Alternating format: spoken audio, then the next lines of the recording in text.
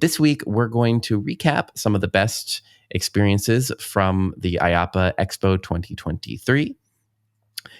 For background, IAAPA, I'm sure everyone listening, of course, knows what IAAPA is, but of course, to give you some stats, this year broke records. They had over 36,000 attractions professionals with a total registration of 41,000. There were 1,147 exhibiting companies. And these are exhibiting companies that sell anything you could possibly need to run an attraction of any size, really. There are really everything, like the ATM machines, cash machines, not just the theming and the rides, but really everything. So it was a huge footprint this year. The IAAPA estimates that it contributed over 100 million in economic impact to the region. And in their post-conference press release, they did hint at future efforts to expand the square footage of the exhibiting space. So that's exciting, because something that happened this year is they ran out of space yet again, and they had a wait list of exhibitors, not all of which made it into the show. So even at the size that it was now, it still has room to grow and has demand to grow. So it is the show, it's the show. So a big part of the show is a lot of companies will sign up to release their new, do press conferences, basically, to talk about what they have planned for next year and to literally unveil items. And this year they had 3 days of press announcements happening on the first, second, and third days of the trade show. And I attended some of the press conferences, and we heard some information from others. So I've rounded up a group that I thought we could talk about that are a mix of people that I've spoken to, that I interviewed, and some that we just looked up because I couldn't make it there because it's a very busy show and the press conferences are basically back to back. So the first one, which I'm sure everyone listening is also aware of, because I think it, in our little space of themed entertainment design and show, this one made the biggest splash, which was the Spongebob's Crazy Carnival dark ride that is going to Circus Circus. It's a partnership between Paramount and Nickelodeon and Sally Dark Rides as the manufacturer. And check out the videos for this thing. It is really cute. Basically, SpongeBob has turned into a ride vehicle, so you are kind of boarding SpongeBob. And I've seen this reference before, but I think it's similar to other shooter carnival rides, like Toy Story Mania basically is what it seems like, but it's a SpongeBob version. And so you're going through different carnival stalls, and the premise is that Mr. Krabs is setting up a carnival to make extra money, and Patrick packed the ingredients to the Krabby Patty instead of the carnival games, and so you're kind of like using those in place of the game elements. And of course, there's antagonist is going around trying to steal the ingredients and whatnot. So it does have a story. It's story, kind of story-ish, story base as you're going through. It will. And they unveiled the Mr. Krabs greeter, kind of the carnival greeter there at the show, which I think was received really well. And it's going to open pretty soon. It's set to open in spring in Circus Circus, kind of next to the Adventure Dome. So, yeah, I want to get Scott's thoughts on it, but that's the background, at least, of the ride. So I think it's kind of cool, actually, that, and again, kind of shows what we've said over and over and over again, that everything old is new again. I think the interesting thing is that a dark ride is what is the hot ticket to talk about from IAAPA. For years it was dark rides are dead and nobody wants to ride them, and we just need a bigger, faster, more terrifying coaster, et cetera, et cetera, et cetera, which, by the way, was also announced and teased at the show.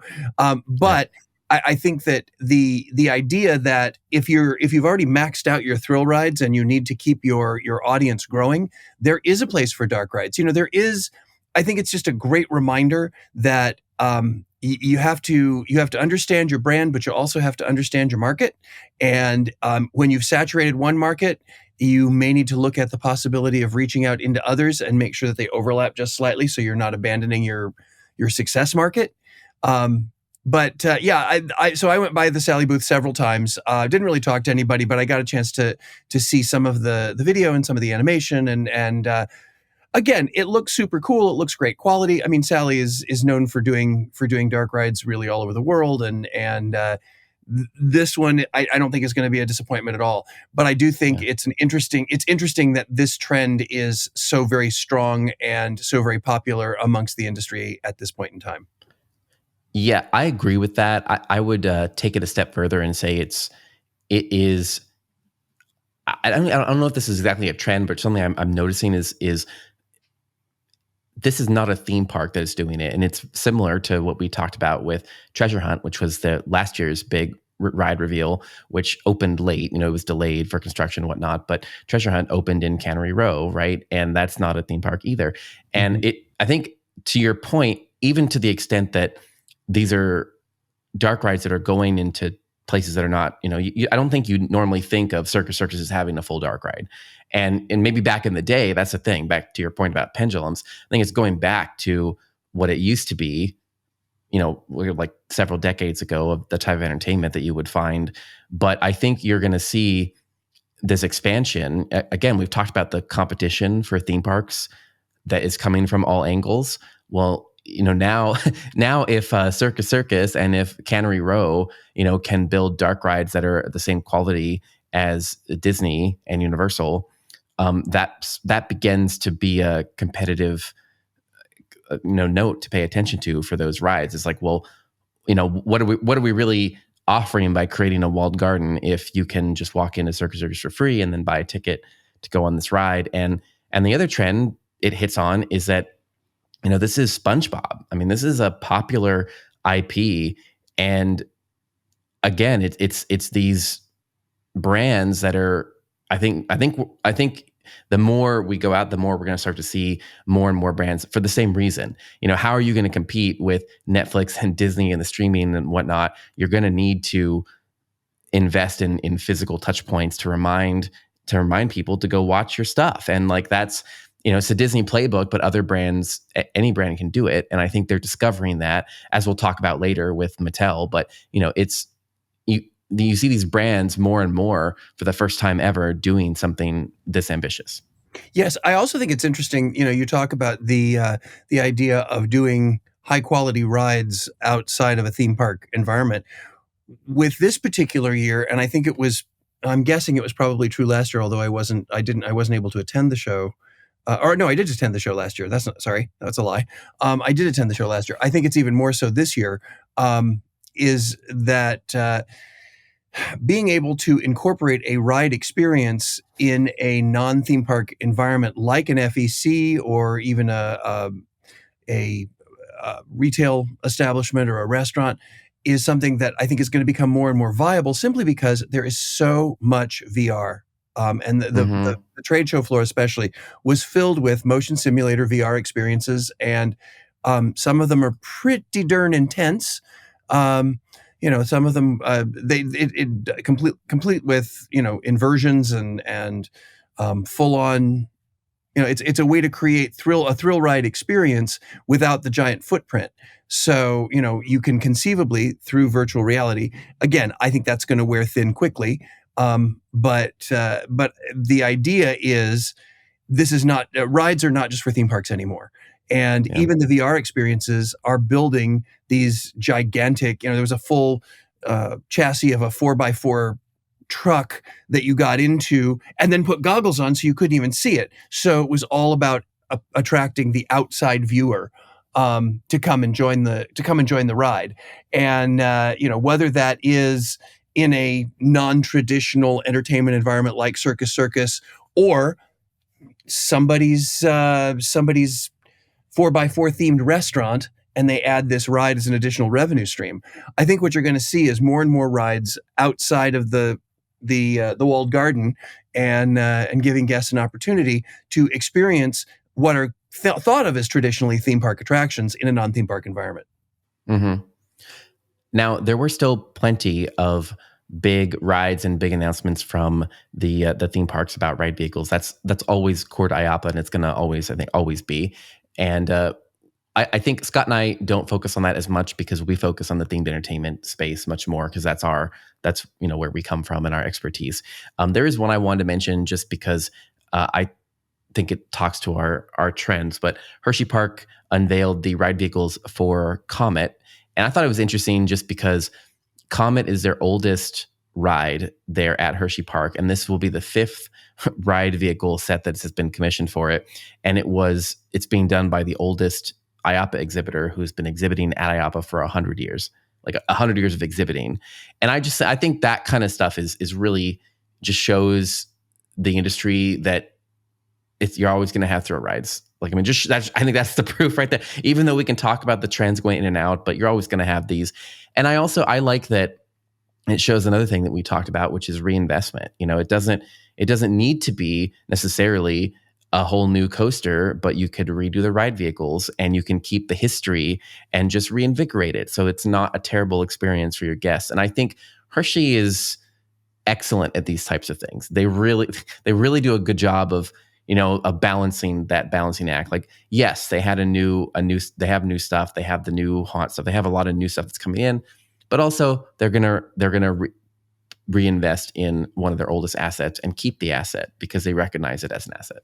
And they're going to build upon the nostalgia of it. Nostalgia in theme park, there's a growing trend right now about trying to save some of the older coasters, trying to save some of the older attractions and rebuild them because there's an emotional connection to them. This is something that has been both I would say a double-edged sword for Disney for many years. They want to do new things to bring in a younger audience, but the moment they get rid of something, there is a huge backlash of, oh my gosh, I explored that as a child, or I discovered that when I was young and I wanted to take my kids or my grandkids to see that, and now it's gone. But the reason I say this trend is coming back, not only did Hersheypark do Comet, but also Busch Gardens Williamsburg was talking about Loch Ness Monster, and they're doing a remount of Loch Ness Monster over their down season to reopen in 24, and were recognized by American Coaster Enthusiasts for taking that effort. And of course, American Coaster Enthusiasts is very closely tied to Loch Ness Monster because that was kind of their inaugural coaster when that whole organization kicked off. So I think that's interesting. Even close to me here in Tampa, Busch Gardens took Gwazi and remounted it into Iron Gwazi. Granted, they replaced a lot more, but they still kept the basic footprint, basic location footprint. They didn't just wipe the earth of its existence and then build something completely new and fresh. So I think we're going to see that a bit more as a trend. But I will say, I think that sense of nostalgia is very regional. In Florida, for example, it's very difficult to market something as here's an old ride, only now it's better. Iron Gwazi, they actually did change the marketing completely. They changed the animal it was representing. They changed a lot of things. But I think that in the up north, in the Midwest, for example, in the East, on the Eastern Seaboard, there's a lot of heartfelt connection to a lot of the older attractions, and I think that the theme parks are starting to recognize that, and finding that they can continue to tie into their core demographic, their core audience, generationally, generation after generation after generation. Yep, and of course, beyond all this, one of the best reasons I think to go to IAAPA is to see the stuff that is completely surprising, which there's not always, that's not all. To be honest, most of the show is the same vendors, in the same relative areas because they're organized by pavilions. And, there's only so many things you can do, right? So, but one of the really new things I did not expect came from Subsea Systems. And I interviewed the founder, CEO of that, to ask some questions about what they were unveiling. And essentially, it is a track system that starts off above water and then submerges and goes underwater. So when you get into this system, effectively, like the chassis that lowers effectively goes over you. It's a 2-person ride vehicle, and it goes over your heads, so you can breathe underwater. But you can talk to each other. So you and your neighbor can kind of talk about the experience together, and then and then as the ride vehicle goes, it submerges underwater. So you actually do get wet. Everything from your shoulders down is in water, and you're going through the water environment. And there's videos showing it there at the show. They were kind of showing the testing, showing what it looks like to go through. And on their website, there's a mock-up, but they had real videos at the show. And what I didn't realize that I learned in the interview is that it's already being installed. I mean, this is opening soon in the Dubai, the UAE region. I think it's Dubai region that's opening there. And it's just, which I thought was so funny, because it's exactly what, it reminds me of SeaWorld Abu Dhabi, and reminds me of just the crazy water-based attractions that are going into the desert over there, where you can explore this. But it's such an interesting concept. And the thing that the CEO stressed to me was that what they wanted to replicate was you sharing the experience of going underwater with a friend, which you could never do otherwise, because unless you're in like a submarine or in something where you can talk, if you're scuba diving, you can't really talk to the person next to you. So that's what they were trying to bring to life here. And I thought that was interesting. Again, really heavy in interaction. Like they really are relying on people wanting to interact with the person they're with when they're going underwater, and then to be able to do this hybrid experience, which I thought was interesting. And one of the things too, so I was in the UAE when they did the announcement, and one of the things over there, at least, that they were putting it in, and one of the things they talked about too is they said this also gives them the opportunity, perhaps in the future, to not only make it so that it's interacting with each other, but also interacting with other creatures that might be in the water. Yeah. So you're from the shoulders down, you would literally be in the same environment as the sea creatures, but from the shoulders up, you could obviously continue to breathe and enjoy the experience with the person riding with you. So yeah, this is. I think this has the potential of being something really, really fun. I'm curious. I'm curious to see how it all plays out in real life from a loading standpoint and an operational standpoint. But it is certainly unique. But again, that's what's happening pretty much throughout the Middle East, not just in the UAE. One of the other announcements that was made at IAAPA, they showed the picture of the new Falcon coaster car, which is going to be at Six Flags in Saudi, and talk about a cool looking car. But there's been some things online too about the height comparison of the first drop being just slightly shorter than the Gateway Arch in San Francisco, or I'm sorry, in St. Louis. Yeah. In St. Louis, which, right there kind of terrifies me, but it's interesting because when it comes to being willing to be groundbreaking, that's happening, it seems, more and more outside the US, simply because they are, they have deeper pockets, number one. Number two, they have more to invest in because they have to truly draw attention away from the established markets, either in the U.S. or in Japan, or throughout Asia, because they're trying to establish themselves. So they have to do something with an est at the end: biggest, fastest, underwaterist. I don't know, but they've got to do something. Wettest. Yes, they have to do something to grab the attention. So I think that's why we're starting to see things like the Subsea Systems ride vehicle and ride experience, and the biggest, tallest, fastest roller coaster, et cetera, et cetera, et cetera. Because again, it's over there. It's not about nostalgia, because there is no nostalgia. These parks do not exist, so they have to find new and different things to draw attention and make people want to go, well, I can't do this anywhere else. Let's go there.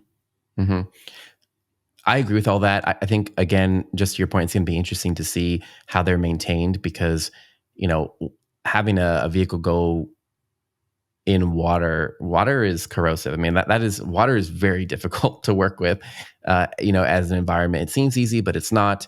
There's so many elements in that, especially if the marine life is living in it, because it needs to sustain the levels to keep marine life, which is really by its nature corrosive onto metal. And so that's gonna be weird. The same thing with the coaster. It sounds great to have a tall coaster, but the taller it is, the more intense it is, the harder it is to maintain, the harder it is on the ride vehicles as well. So yeah, we'll see. Yeah, anytime you're quote unquote bleeding edge, chances are good there's at least one thing that's going to go slightly awry or that you didn't seem to plan for. Having opened Rhino Rally at Busch Gardens in Tampa, there were all kinds of things about those vehicles that we had no way of anticipating how, and specifically, as you say, how corrosive the water was going to be on the vehicles and how much maintenance it was going to require. Yep. Yeah. Well, we'll see. Of course, the brass rings are also a big deal at IAAPA, and they do brass rings for exhibits as well as products and shows and experiences as well. And the one I just wanted to call out, because Scott got to experience it last year, was Froggys received a brass ring for their Thanos fog gun as the best new product choice. So it basically is that, if you saw our video last year, it's the handheld fog gun. It's a pretty big gun, but it's basically like a handheld fogger that has a 30-second blast charge on it and can change colors. So yeah, there were several products that were nominated for the brass ring this year that I thought were remarkably clever. And just to give you an idea, kind of to tie back to what Philip was saying earlier about this trade show, and that is that you can experience almost anything you could imagine that might possibly work in any attraction. One of the other recipients and one of the other nominees, one of the other recipients was a rehearsal, basically a rehearsal program that breaks down audio tracks, and you can actually teach singers at home, so it helps reduce the rehearsal time. And another one was very simply an edible straw, which you would think that would have been done, but that is being implemented in all the SeaWorld parks right now. It started at SeaWorld Abu Dhabi, but is continuing in all of the SeaWorld parks around the country. And we for those of us who were able to participate in IAAPA Celebrates, SeaWorld Orlando actually had them and was distributing them with the beverages for that party. It's interesting because it completely reduces waste. People are thinking, well, it's a straw that the moment you stick it in water, it's going to fall apart, but they last significantly better than paper straws and are safe for animal life. So, there's all kinds of great innovations, like the Froggys fog gun, like the edible straw, like the Harmony app. It's really neat to see that when there is something new, it really stands out. Because if you go for several years, I've been going for over 20 years, and it's interesting when you see these kinds of unique things. If you saw the video from last year where you saw how tickled I was with the fog gun, that was exactly that feeling. It was like, here's something we've never seen before. Here's something completely new. The fact that it doesn't have a cord or a cable attached to it. It was just mind-boggling. But it's, again, why people go to the IAAPA Expo is to see what is the newest of the new, and how is it being applied. Yeah. We're gonna speed up a little bit here to get through some of the other stuff we have to, but just to throw out some very quick things. Creative Visions had a throne that was a big, basically translucent, so you could change the color inside of it, so it could be more easily adapted to different holiday events, which, again, playing back to the themes we've talked about, the fact that they brought a big photo op as a thing, because how important photo ops are, and being able to reskin stuff, different holidays, all that stuff we've talked about. And then the ride vehicle for one of the new Mattels was there. And it was just interesting because, again, back to the nostalgia thing that Scott talked about, the whole ride vehicle was made to replicate the most popular Mattel Matchbox car that they had there. And of course, they also had renderings and a little discussion about the Barbie dream house, following up with the movie, and how they chose what to go in there. So yeah, just some other quick trends we saw. Yeah, and it's interesting because, again, the whole Mattel and Barbie just once again shows how retail, movie, theme park all helping to reinforce one another. For the first time, as we enter into the holiday season, Santa Claus and those people who are friends of Santa's are looking at what the toy trends are, and Barbie's Dream House is back on top when it comes to what are the cool new trends. So it's just all reinforcing one another. So, of course, IAAPA is more than the show floor. There is a lot of education, which I don't think we're going to get to today because it's a lot. It's a whole. I mean, there's classes packed everywhere continuously. There's educational tours, but there's also events that bring the whole industry together. There are official events, and there are plenty of unofficial events. There's a mixer everywhere you look, basically, with different companies. And some of the highlights, I think, for me at least, was this year they did a big drone show. I think it was Tuesday and Wednesday at 6:15, and it was. You need to look up videos. I mean, you need to go online. I didn't make a video because I don't know, for whatever reason, I was not like videoing at that time for some reason, but it is incredible what they were able to do with these drone shows. And it did break 2 records, but it was almost 1,600 drones that were flying together in formations. And they did a bunch of stuff from logos to dragons. But what struck me about the drone show watching it is that I never imagined there'd be so much animation and life and fluidity in it. And for the first time, I was like, oh, this really should be the future of fireworks. We really shouldn't be doing fireworks anymore. Fireworks actually are pretty bad for the environment. They're also bad for the people. There a lot of the micro metals that are exploded out there, you can actually inhale them. It's bad for people with asthma. I mean, it's not great. I'm sure we're always going to have them, but in terms of like a repeatable show that could fire multiple times per night, and I mean, it was drizzling and the drones were going off. I mean, it was not perfect weather conditions and the drones are going fine. And I think I really saw the potential in this being something that could happen every hour on the hour in the evening at a park, and then you could supplement it with fireworks. Yeah, that's exactly what I was going to say. I think drones are another tool. The thing about drones that impressed me is, as you say, the animation and the sheer magnitude. The fact that you can control an image and make it literally stand still in the night sky is pretty impressive. The thing that I think drones lack is the moments of excitement and the moments of the explosiveness of a fireworks show.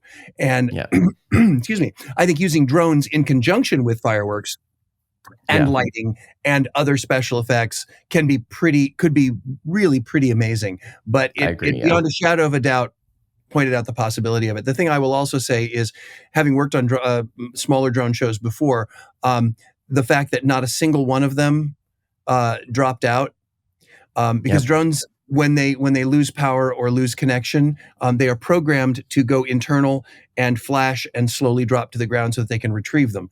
Not one dropped out, which was pretty amazing. It was incredible. Go watch a video. It was incredible. We also, Scott and I also attended. The dragon was the coolest part. The dragon was, go look at the dragon. I agree. Because he shot fire, which is crazy. So Scott and I also went to IAAPA Celebrates, which was the annual party on Thursday night, which was at SeaWorld this year. And despite the thing I thought about that was, IAAPA Celebrates is always, the event, and the park always does great stuff. This year, I thought it was interesting that it was raining, so they had to do show B show for it. Yeah, major pivots. Yeah, major pivots. Which kudos to them for pivoting on that so quickly. But what I thought was cool was that they really put a focus on their seasonal entertainment, because they had a haunted house open from Halloween, and then they like a full with actors walk through everything, and they had a photo op with the sirens, with the actors from the actual sirens, and they also did Christmas activations. We saw part of Christmas on Ice, and we also got to watch the Christmas entertainment in a pavilion, the singers and whatnot they brought in the pavilion, and they had food from their food festival and from Christmas and from Halloween. So I thought they did an excellent job in trying to give us samplings of their seasonal year-round entertainment. Yeah, I wish the weather had cooperated, and more so than me wishing the weather had cooperated, the entire SeaWorld Orlando team wished the weather had cooperated, because they were pretty much I won't say punting because they did have a second, they obviously had a rain contingency, but getting everything shifted over there was a huge Herculean effort, and kudos to them for making it still a great party. I will say, before we go off here, I will say that one of the things that still hits me about IAAPA every single time, and it happened in two of the different workshops that I helped facilitate, is there were people who were young and new to the industry who got to brainstorm, participate, sit next to, rub elbows with, get to know people who've been in the industry for many, many, many years. And I had one guest from one of our seminars come up to me and say, here I am from this little podunk theme park, and I'm doing a brainstorming session with people from Universal and Disney right here at my table. That is, over and above all the things we've talked about, in my opinion, that is the reason that IAAPA Expo is so incredibly impactful, because it gives you the opportunity to not only, and I'm going to say this, not just to manage up, but also to see what's fresh and new, to see what the new people in the industry are looking at, what's important to them, and what they're looking to grow upon. Because for outside contractors like me, that's really important as well. So there's all kinds of reasons to explore and experience. I will say that things are changing with IAAPA after this expo, and there are quite a few things that will be different. For example, we mentioned the Brass Ring Awards. These are going to be incorporated into a new event, a new festival, which will be taking place on March 3rd of next year in Las Vegas, and then we'll move around the world to help embrace the internationality of IAAPA, and that's called IAAPA Honors. So that's where they will be taking all of the awards and recognitions and putting them under one umbrella. And I think that will give the opportunity for people all around the world to feel as though they are invested and can be part of the International Association of Amusement Parks and Attractions. So that's it. That was IAAPA Expo as far as what we saw. Actually, we just scratched the surface. I'll be completely honest. I would strongly recommend search through social media, search through YouTube, find those videos, because this is just two people. And, as you say, this was a record-breaking year, so there were tons of people there. Find those videos. And if you're lucky, get your plans together so that you can attend next year. On behalf of Philip Hernandez with the Haunted Attraction Network and Gantom Lighting, and myself, Scott Swenson with Scott Swenson Creative Development, this is Green Tagged Theme Park in 30, and we will see you next week.